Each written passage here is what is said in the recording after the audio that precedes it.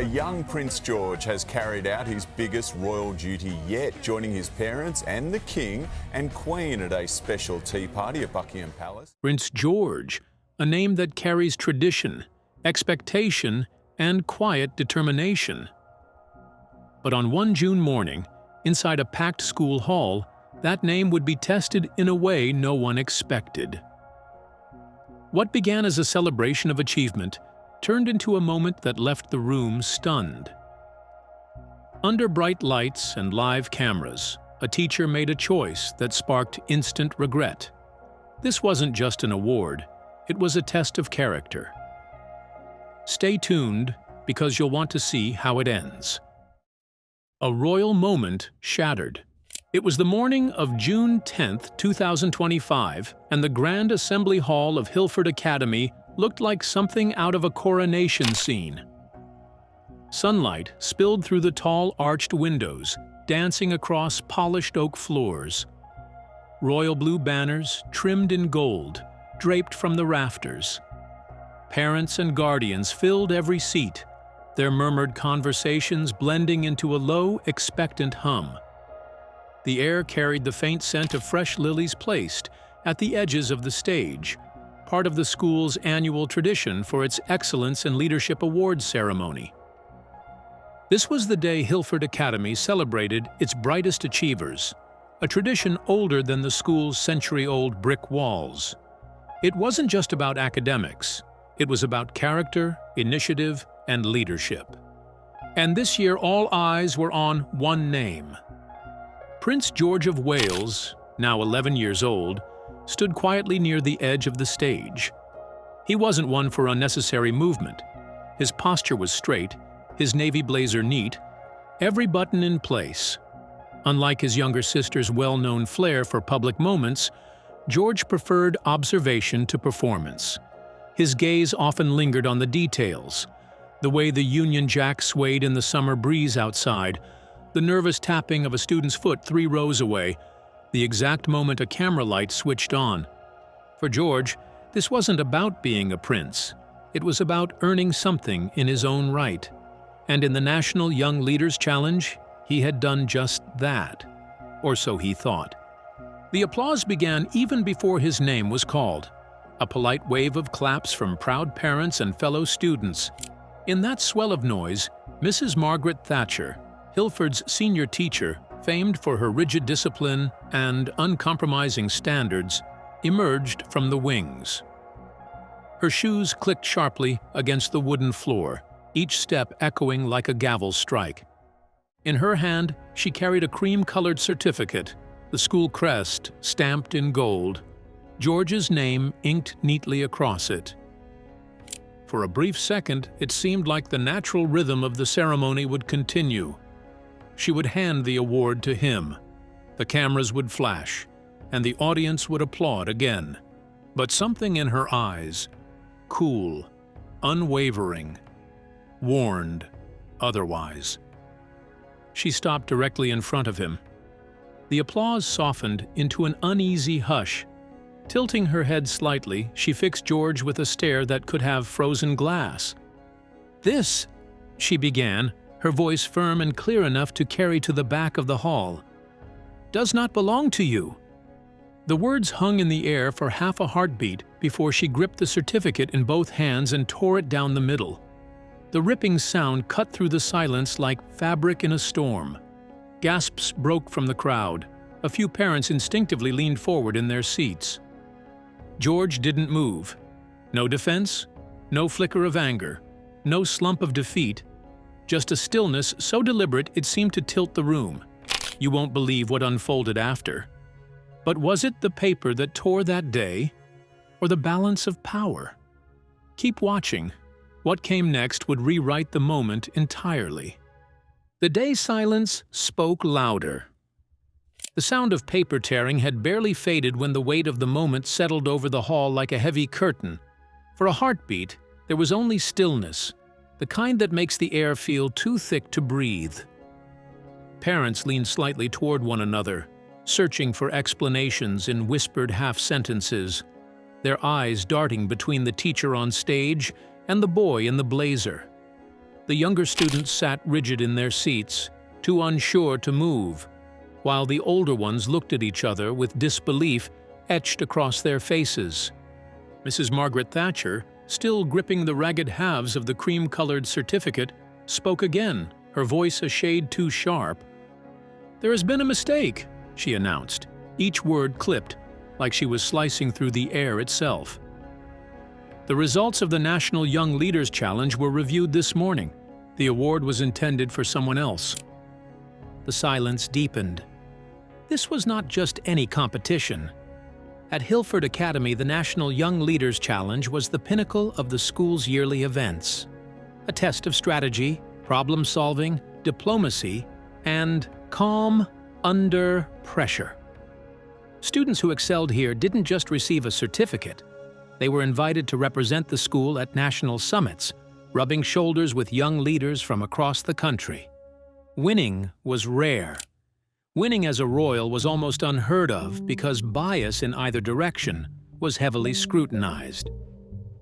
George stood in the center of the stage, motionless. No protest crossed his lips, no flicker of defiance in his brow. Instead, he lowered his eyes to the fragments of paper scattered at his feet. The pale gold crest glinted faintly under the lights.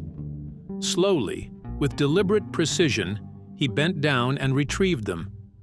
The way he moved was unhurried, almost ceremonial. One piece in his left hand, the other in his right. He didn't smooth them out at first. He simply studied the torn edges for a moment, as though deciding what they meant to him, now that they had been taken from him. Then, carefully, he folded them together, aligning the tier as closely as possible before tucking the makeshift hole between his palms. His gaze never rose to Mrs. Thatcher. He didn't glance at the cameras capturing his every movement. He didn't look toward the front row, where Prince William sat, his jaw tight, one hand resting motionless on his knee. That stillness, that refusal to play into the drama, made the entire room lean forward. The whispers began softly at first, like wind stirring leaves. Why would she do that? Did they find out something? Is it even allowed?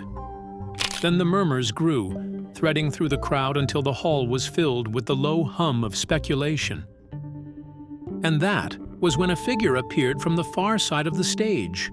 Tall, dressed in a perfectly cut dark suit, the man's stride was measured but unhesitating. His arrival was unscheduled.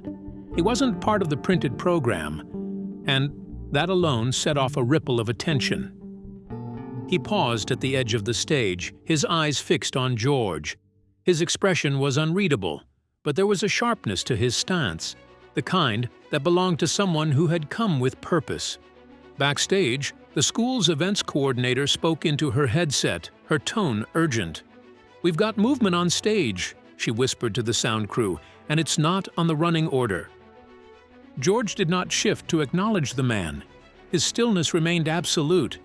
But something subtle changed in the atmosphere, like the faint tremor before a wave hits the shore. Mrs. Thatcher, standing rigidly at the podium, noticed him too. Her lips pressed into a tighter line, her fingers adjusting the papers in front of her, though they were already perfectly straight. From the audience's perspective, it was just a boy holding the torn halves of an award. But to anyone really watching, to anyone who understood that leadership is often proven in the moments you say nothing, it was clear. This silence wasn't weakness. It was a strategy. So, was this silence the calm before a storm, or the move that would turn the tide? Keep watching, the next moment will speak volumes. A crown torn and unspoken. Behind the polished wood panels of Hilford Academy's Grand Assembly Hall, the backstage corridors buzzed with quiet panic. The awards ceremony had been rehearsed down to the second. Scripts, lighting cues, camera angles. But now the plan lay in tatters, as torn as the certificate in Prince George's hands. On one backstage monitor, Mrs. Thatcher was a picture of rigid authority. She stood tall at the podium, chin lifted just enough to suggest control. lips pressed into an expression that dared anyone to challenge her. On another screen, the man in the dark tailored suit was visible in profile, climbing the side steps toward the stage. In his right hand, he carried a black leather folder, gripped so tightly the edges seemed to bend slightly under the pressure of his fingers. His stride wasn't hurried, but it was purposeful. The kind of walk that made people get out of the way without being asked.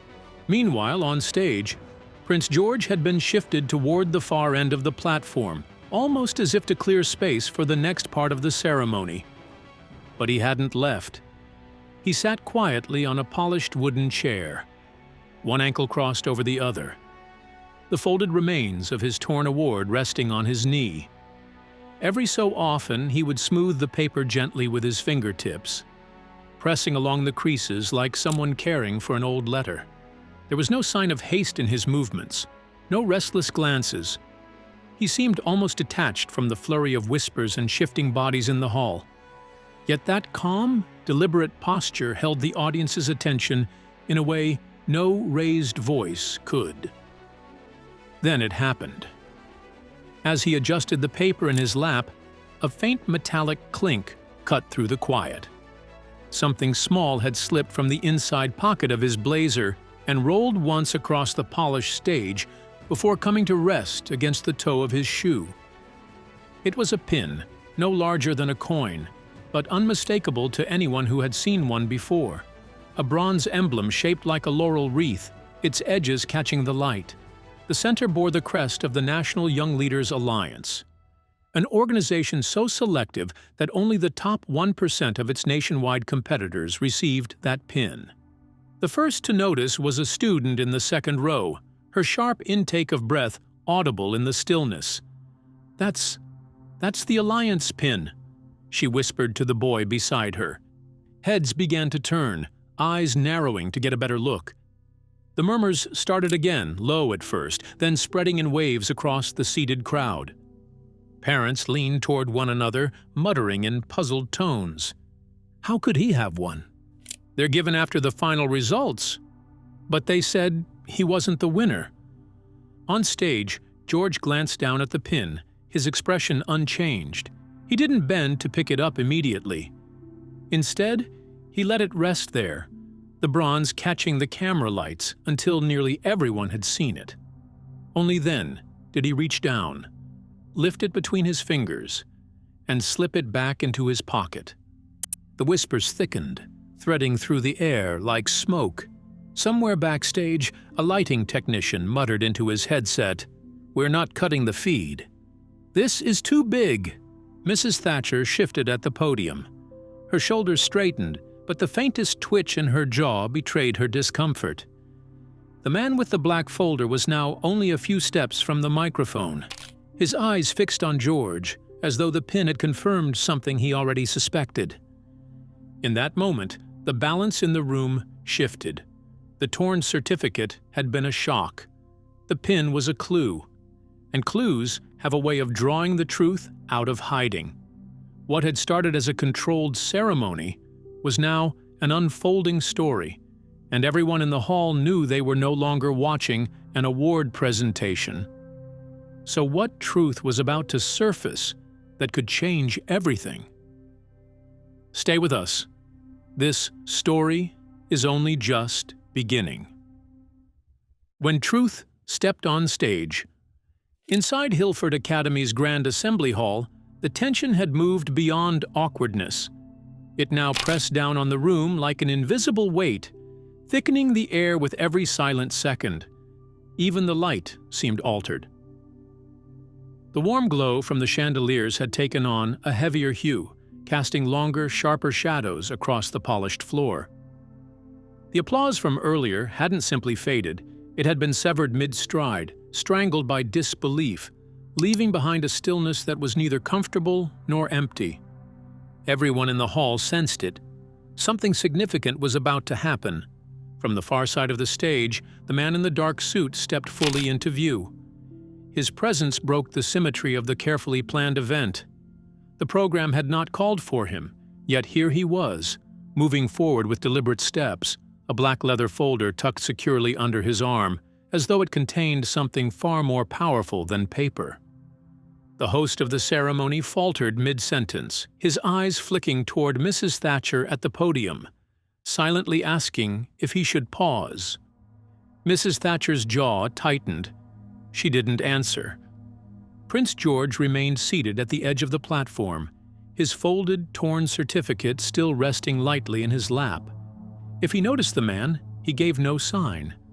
But there was a subtle shift in the angle of his chin, the kind of imperceptible change that comes when you recognize someone without needing to show it. The man mounted the final step to the stage and crossed to the microphone. He didn't clear his throat or ask permission to speak. Instead, he placed the black folder on the podium with quiet precision and looked out across the crowd. His voice, when it came, was steady and deep. Not loud, but impossible to ignore. "Good afternoon," he began. "My name is Jonathan Clark. I am the Executive Director of the National Young Leaders Alliance." The reaction was instant. Gasps cut through the audience, followed by a low wave of whispers. Even the students, who until now had sat in obedient stillness, leaned forward in their seats. Jonathan Clark continued without pause. "I apologize for the interruption, but I have come here to correct an error that must be addressed now, not later." His words were crisp, measured, each one dropping into the room like a pebble in still water, sending ripples in every direction. He opened the black folder with care, the leather bending slightly as he unfolded its flap. From inside, he drew out a thick laminated certificate embossed with the Alliance's gold seal. Alongside it was a stack of papers clipped together, official scoring sheets stamped and signed. Prince George entered the National Young Leaders Challenge under the name G. Cambridge, Clark explained. This was a deliberate choice, so his work could be judged without bias, without the weight of his title influencing the outcome. The crowd shifted uneasily. Mrs. Thatcher glanced at the documents, but her eyes darted away just as quickly. "What you have not been told," Clark went on, "is that he did not simply qualify. Out of over 10,000 students nationwide, he ranked first. His leadership under pressure, his ability to resolve conflict, and his strategic planning earned him the highest composite score ever recorded in the competition's history." A collective murmur swept the room. The tension wasn't gone. It had changed. It was no longer the sharp edge of discomfort. It was the charged air before a storm breaks. Jonathan Clark held the laminated certificate high enough for the audience to see. The gold seal caught the chandelier light, gleaming. "These results have been verified twice by independent panels," he said firmly. "There is no mistake. There never was." He turned toward George, stepping away from the podium. The distance between them closed in slow, deliberate strides. The hall was silent except for the faint creak of the stage beneath his shoes. When he finally stopped in front of the boy, Clark held the award out with both hands. "You earned this," he said, his tone softer now, but no less certain. "Not because of who you are, but because of what you've done. And nothing can take that away." Now, what kept Prince George seated, yet in complete command of the room? Stay with us, as what happens next will redefine this moment.